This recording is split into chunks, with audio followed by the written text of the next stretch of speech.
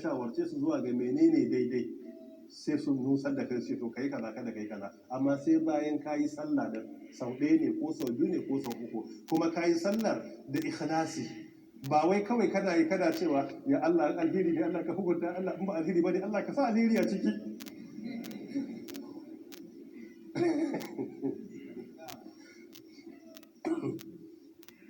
Mun taba muna karantarwa a jami'a shekara ta 2003. Muna karantarwa kamar wata uku muna cikin karantarwa a cikin wannan shekara wajen March, da wasu colleagues mu da aka dauke mu karantarwa a lokacin a aiki a jami'a. Sai wasu daga cikinsu muna fara aikin albashin sai suka rena shi. Sai suka samu lokacin kamfanonin waya sun fito suna sabi dan kaɗan a Najeriya. Sai suka fara advert, sai suka je suka apply suka samu.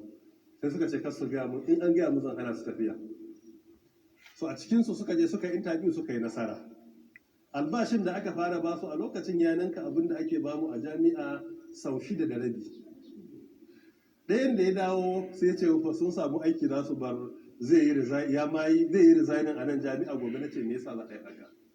A nan an ɗauke mu kula da kannan mu yi mentoring ɗinsu, akwai yara musulmai, in duka muka watse ba zai kula da tarbiyyar su a wannan society da ke da wahalar sha'ani. Kan mu rika duba maslahar kanmu in za mu yi hukunci, mu duba ɗaliban da muke karantarwa. Yau da muke kula da su, nan da ba ma nan wa zai kula da su?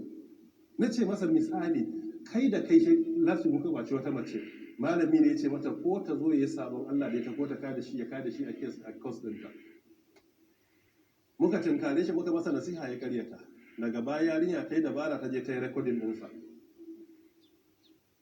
Haka alhamdulillah muka tsaya wadda at the end wanda ya wannan sanda ya bar aikin gaba daya. So kaga idan ba mu nan ta za a yi fighting haƙƙin ƴaƴanmu nan da suke karatu ko kannan mu.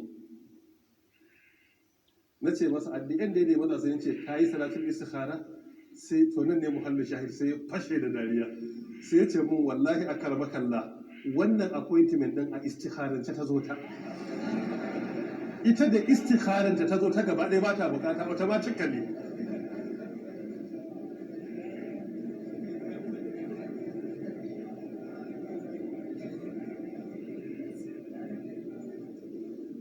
Ɗaya daga cikinsu muka gamu da shi bai daɗe ba a shekara da ta gabata, ya je kamfanin yana aiki. Ci gabansu na promotion ba kullum ake samu ba sai daga ɗan lokaci zuwa lokaci. Mu da muka dage muka zauna a jami'a mun samu daman yin masters, muka ƙara karatu, muka ƙara MBA, muka samu daman muka je muka yi PhD, har muka tafi wasu ƙasashe Allah ya taimaka muka yi aiki, muka dawo Najeriya muka yi. Amma shi yana wuri ɗaya. Kuma a karatun bayan digirin ya ce bai ƙara komai ba.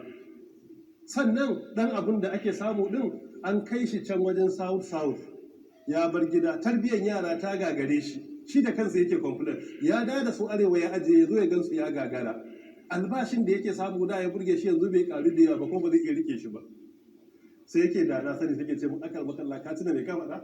Yace kusan kullun na kwanda suna magana ka cewa kai istikhara. Shaidan ya ce in ce maka istikharance ta zo, sai ce ina ma da na ɗauki shawarar da ka bani.